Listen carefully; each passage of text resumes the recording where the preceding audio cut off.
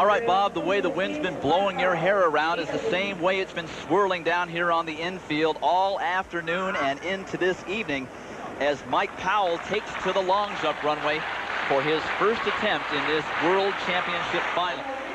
Dialing in on some concentration. What an epic battle we have to look forward to here between Powell and Carl Lewis, the man with a 65-meet consecutive winning streak. Powell for his first jump here. And he was stretching at the end of the board, and he knows it. Not a good effort. It's awfully tough with the wind swirling like it has been. Look here, he's working so hard, and he's stretching at the end of the jump. Not what you want to do as a long jumper, and a very disappointing effort for Powell, 25.9 1/4. This is the man who has defined the long jump over the past 10 years. In 3 World Championships, he's only lost 1 competition. 4 years ago in Rome, he lost the 100 meters to Ben Johnson. He's twice defending long jump champion here, twice defending long jump champion in the Olympic Games. 65-meet consecutive winning streak in the long jump over 10.5 years. Carl Lewis, maybe the greatest ever in this event. And he wastes no time. A much better jump than Powell. Well out over 8.5 meters. That's sure to be over 28 feet. And he knew it was a good one as soon as he hit the board. Obviously ready to sprint, as he proved with his 100-meter dash world record. As we checked the wind, there was no wind on that jump whatsoever. Carl is a sprinter on the long jump runway, as well as possessing outstanding jumping ability. Look at how he hits the board here so nicely. Hitch kicks into the pit. 28.5 3/4 on his first jump to take the lead, and we'll return with second round long jump action right after this. Welcome back to Tokyo. Dwight Stone's covering the men's long jump final, and Carl Lewis has put a mark out there for everyone to chase. 28.5 3/4 on his first attempt. Now Mike Powell on the runway for his second round jump. His first round jump terribly disappointing, 25.9 1/4. He's got a lot of room to make up on Lewis, the man that he has been chasing. He's 0-15 with Lewis going back to 1983 in the long jump. Oh, and Powell, a much better jump there on the second round. Powell sprinting well here. He's a great jumper, not a great sprinter, but a great jumper. 7-1 high jumper, nice extension into the pit, and a much superior jump to the first one. 28 feet, a 1/4 inch for Powell.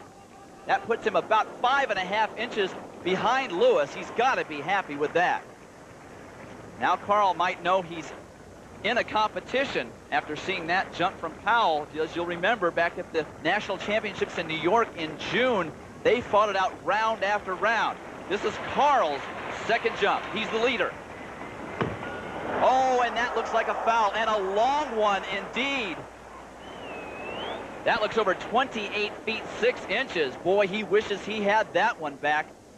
Carl always flirting with the end of the board, about 3 inches over. That's a big foul for Lewis. He's often just a 1/2 inch off.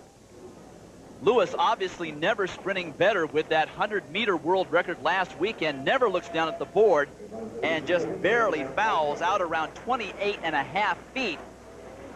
Back in Tokyo with continuing coverage of the men's long jump final. This is Mike Powell on the runway for his third attempt. He's currently second behind Carl Lewis, who jumped 28.5 3/4 and was sitting next to the long jump runway. A very interested spectator. I'm wondering if maybe he was trying to put a little psych on Mike Powell, but I don't think that Mike Powell is able to be psyched. He understands what it's going to take to beat Carl Lewis. He's jumped against him enough times over the last 8 years.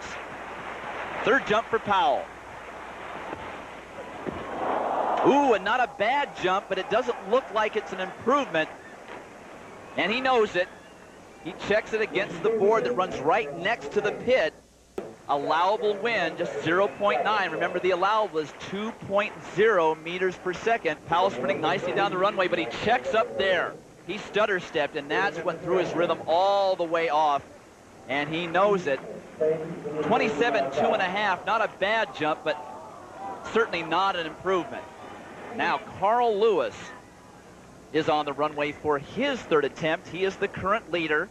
It's not a real comfortable lead, though, just 5.5 inches over Powell. Uh-oh, big jump for Lewis.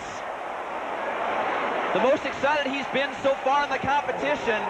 He didn't get this excited for his first round jump.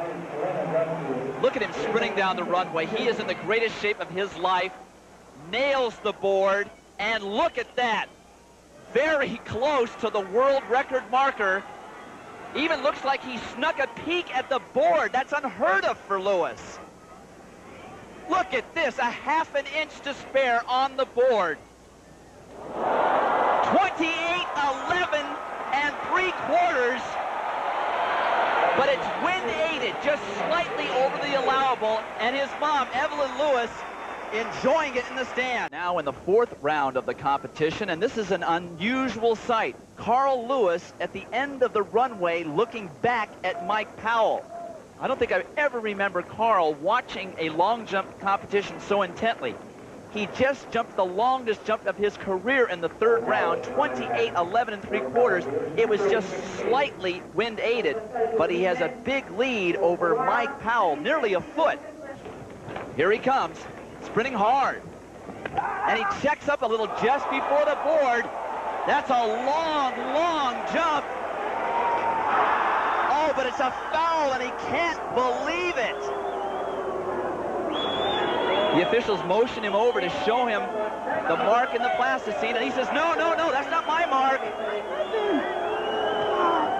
But he argues to no avail. That was a long foul. That was very close to Lewis's mark. Let's see how close. Oh, just about 3/4 of an inch over. Now, Carl had to have seen that jump. He was sitting at the runway watching Powell's every move. Is this guy amazing? 30 years old, and he just set the world record in the 100 meters. Oh, another great jump for Lewis. He's also drifting off to the right of the pit. I haven't seen that either. Oh, the wind is over the allowable. That is why he looked a little upset. Slapped his hands like, oh, nuts. 29, 2 3/4. That is in excess of the world record of Bob Beeman's, but it's wind aided. And he adds 3 inches to his lead in this competition. Ladies and gentlemen, if this man gets a legal win, he might just break Beeman's record. Unbelievable.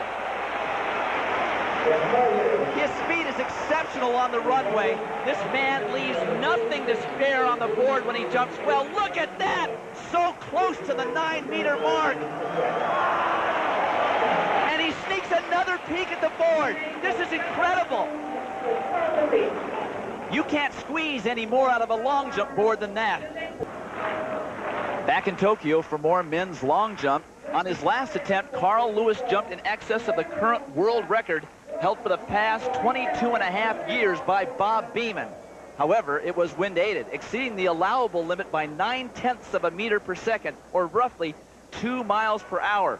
This is Mike Powell, 5th round jump. He's starting to run out of time. In the 4th round, he had a slight foul right around 28 feet 9 inches. Powell's got to get on his horse right here. Oh, big jump for Powell. That was huge. And it's a fair jump. No red flag like in the last round. What an incredible competition. 0.3 meters per second aiding wind. That's not over the allowable. Carl, like everyone else, waiting for the measurement. Powell standing in front of the board, transfixed. 29.4½, a new world record, and the wind is okay.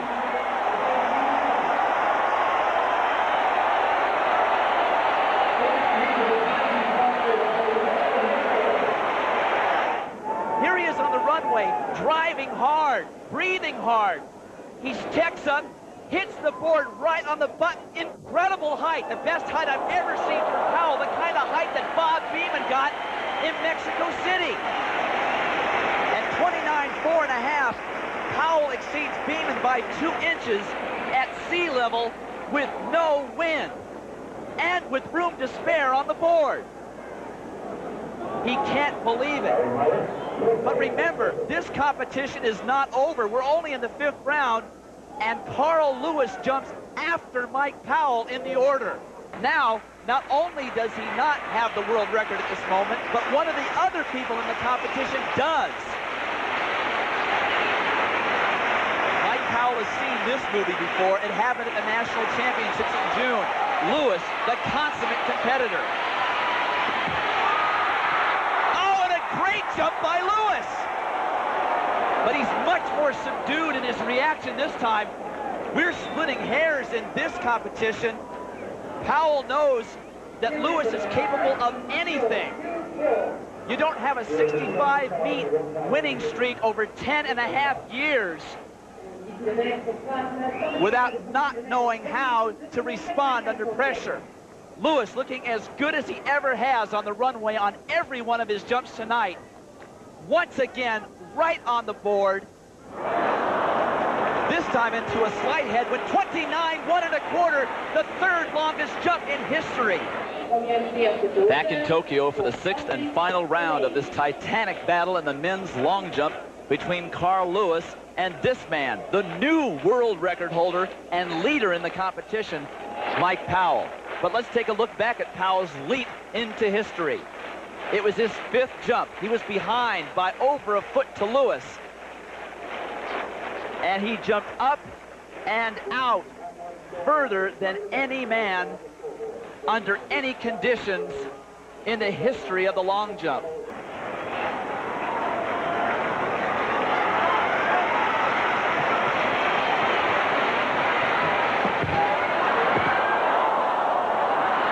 And it's another long one for Powell. But it's another long foul. About 2 inches over on the board. Just like in New York, he fouls on his final jump.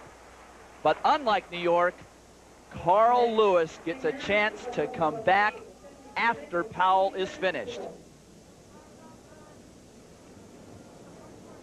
Powell's cannon has fired. A world record after 22.5 years.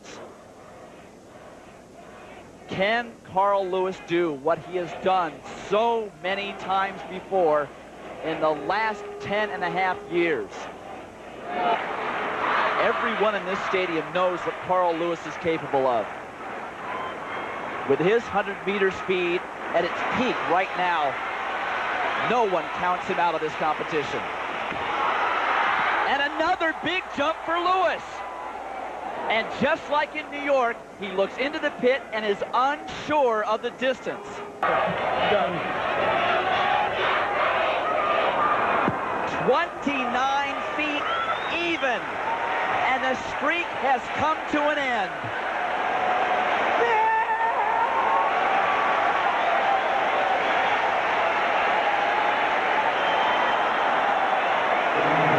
What a great run Lewis has had.